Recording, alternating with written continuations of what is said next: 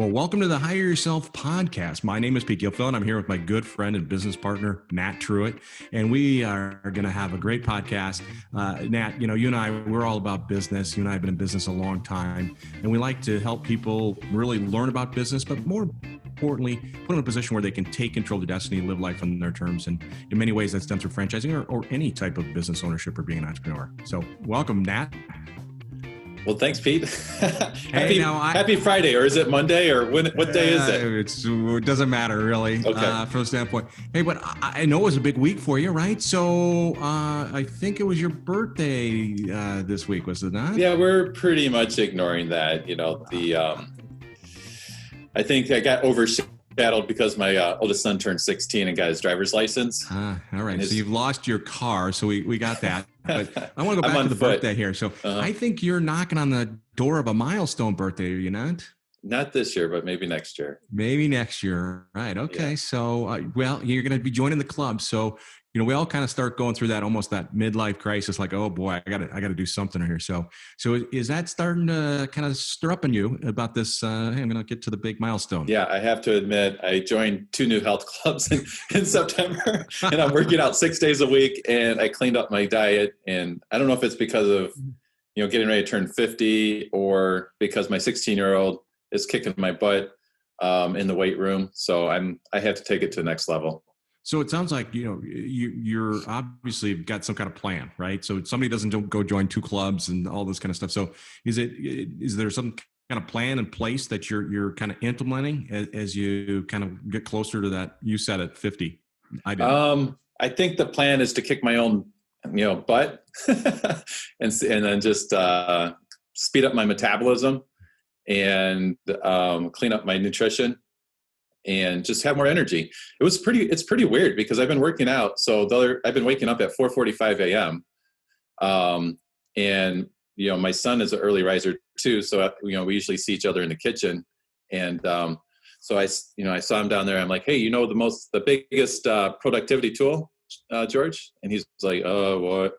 And working out. I'm like, I started working out and now I'm kicking your butt. I'm up an hour before you. That's good. That's good. Well, I know you and I have been to conferences. Dave Asprey, his conference, that Headstrong, he's the author of Headstrong.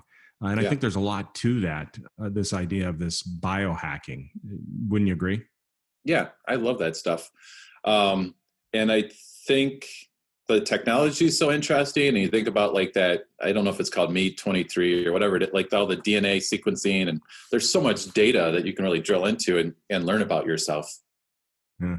Next thing you know, you're going to want me to be doing this stuff. I don't know if I'm getting up at 4:45 for that stuff. Well, but I know you're a type A personality, Pete. So if you put your mind to it, you got to be the best. I'm sure. Absolutely. So, you know what? I think I love the topic of this biohacking. So maybe we'll do another podcast just on biohacking. Would that be? Yeah, would be that good? would be awesome. I love that. I'd like to pick your brain a little bit because I think I need to do something too. Yeah. So I've passed that milestone, so I don't have that pressure. And I'm certainly not going to go join 2 clubs in the next week.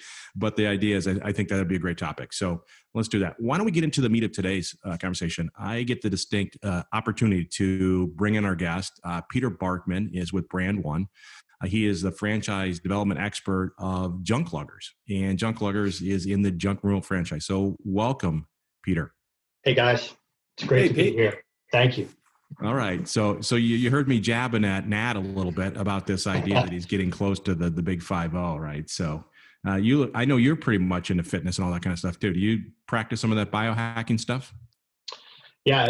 I've been a big proponent of fitness. So I'm 53, so a little older than you guys, but I've been, pretty heavy into fitness and everything from, you name it, like yoga to, CrossFit type workouts to I ride a bike as well a lot with some guys. So do a lot of different type of things. I try to cross train, and that seems to work pretty well. That's awesome. You were one of the early guys on P90X, weren't you?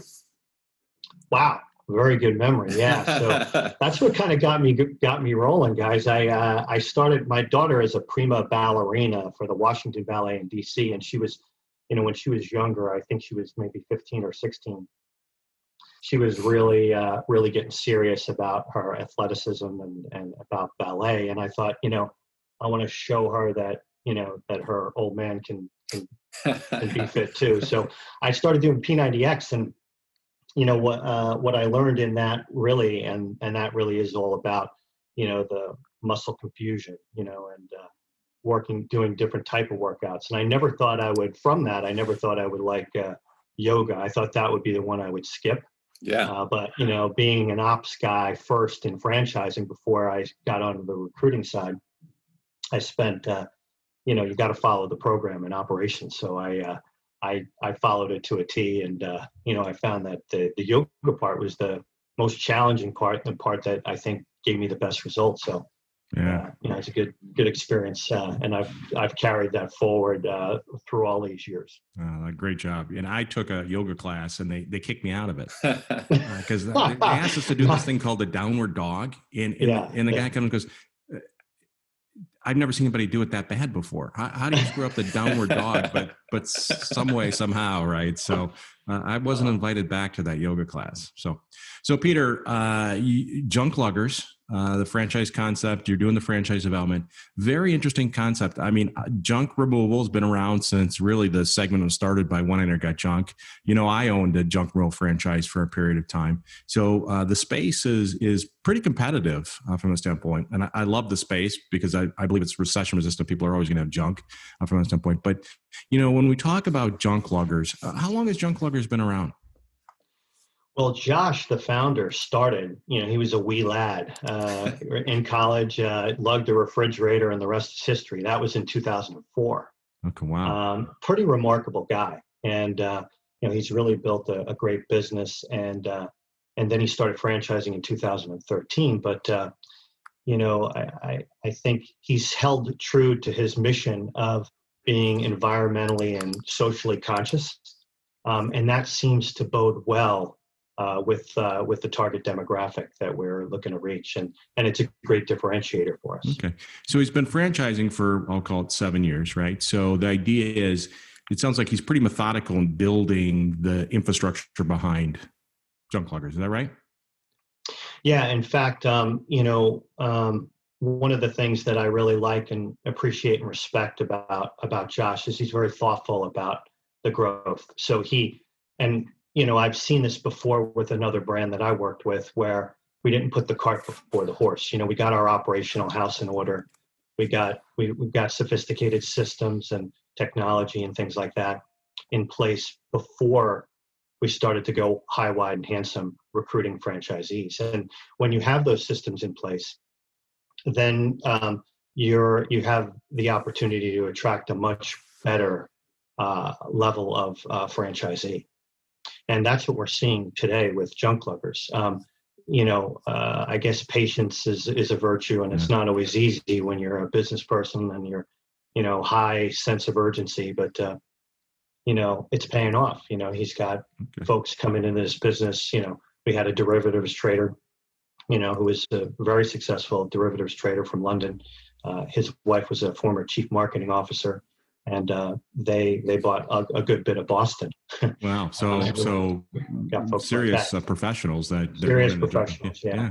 So built the infrastructure, right? Has all the people in place, and I think you were telling me before we started that explosive growth. Right now, you guys are a lot of senior level executives are moving into this space and becoming Junklugger franchisees. So we're here, we're just talking here today, but what, with all the competition in the space, I'd like to talk about what makes Junkluggers different, right? What separates, or simply put, what are the secrets? Give us the secret recipe today from a standpoint. So give me the first one. What's the first secret behind Junkluggers and what makes them special? Well, I could tell you, but then I'd have to kill you. No, just kidding. The first thing for sure, if you look at the consumer side, so, there's different things, from a business standpoint, what makes us special, from a consumer standpoint, what makes us special. I'll start with that. We are the socially and environmentally conscious alternative for junk removal. And you may say, well, there could be other companies that could just adopt that. Yeah, they can, and they have tried to, but they didn't start out as that. They weren't from day one peace, love, and junk. They weren't from day one saving the world one lug at a time, green trucks. And the thing that I love about Josh is there's a lot of integrity, a lot of character. He's putting his money where his mouth is. So he doesn't charge for, there's an aspect of the business called remix where we lug stuff away and then we resell it on Facebook Marketplace, and it's a great profit center. But he doesn't charge a dime of royalty for the remix business, cool. Which is unusual. I've been in franchising for 34 years, and I had never heard of this. Wow. What are you doing not charging for royalty on this remix stuff? It's highly profitable, and the franchisees are making good money on it, and it's something you support in every way. Wow. Why wouldn't you charge? So it's basically, I'm putting my money where my mouth is. So the remix store basically keeps stuff from going to the landfill. So they take something and they repurpose it and sell it, right? So that's right. Is that pretty much unique to Junkluggers, having that remix store? It is, yeah. And in terms of its, making it a formal part of the model, and so that piece is unique. And what's very unique about it is the fact that we don't charge any royalty, and that's that was a conscious decision on Josh's part to show the franchisees he's putting his money where his mouth is. Wow, that's pretty cool. And from the standpoint is you don't have to have a fancy showroom or anything else like that. So this is more just resale or repurposing stuff. The crappier a warehouse, the better. You want a you can get month to month lease type situation. You're not signing your life away on a 5 or 10 year lease, something like that. And you can be in a not so great part of the neighborhood, because then it's a find. People find it on Facebook, and then they go to this not so great warehouse and they find this beautiful piece of furniture, and then they feel like they got to. So is it kind of the scenario where Junkluggers was paid by the homeowner to pick up something, and then they take it off site to the warehouse, and then they actually get paid a second time to? Yeah, that's exactly right. And the thing that's interesting about this, and I just had this experience with Junkluggers personally.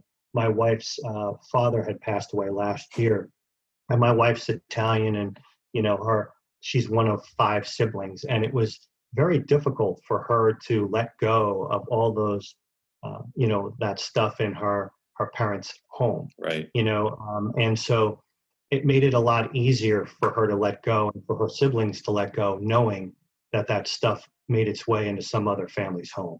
And so part of the problem with decluttering is people are attached to things and they feel like, I can't get rid of this. I don't want this. I can't imagine this going into a landfill. Well, with Junkluggers, you can imagine it going into the home of another family where more new memories can be made. Yeah. Do you guys donate some of the stuff too? I mean, does it, so you can resell it, but what else do they do to repurpose the stuff or keep it out of landfills? Yeah. So we do everything we can to keep it out of landfill. So it's either donate, recycle, or upcycle, which is the remix, and to resell the stuff that we lug away. But the donation piece is a big one. And what's nice about that is, we have a higher net promoter score than Ritz, Carlton, Disney, and Apple, which is which seems nearly impossible. But let's face facts. The bar is pretty low in the junk removal space, so you can really wow the customer, man.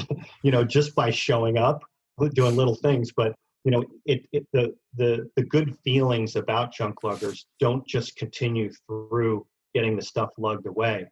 A week after we lug it away, we send you a donation receipt, and that just another thing that makes you feel great about the experience with Junkluggers as a consumer. So the receipt actually kind of proves that you're doing what you're saying you're doing and keeping it out of the landfills. Thank you. Yep, absolutely. Yeah, that's great. All right. So eco-friendly, which we need, I think, eco-friendly in today's world. It really resonates with a lot of people these days. Yeah. There's a lot of people from the standpoint of this green business. All right. So that's secret number 1. Tell me about secret number 2 that separates Junkluggers from the other junk removal franchises. Well, it's really this team that Josh has assembled more recently.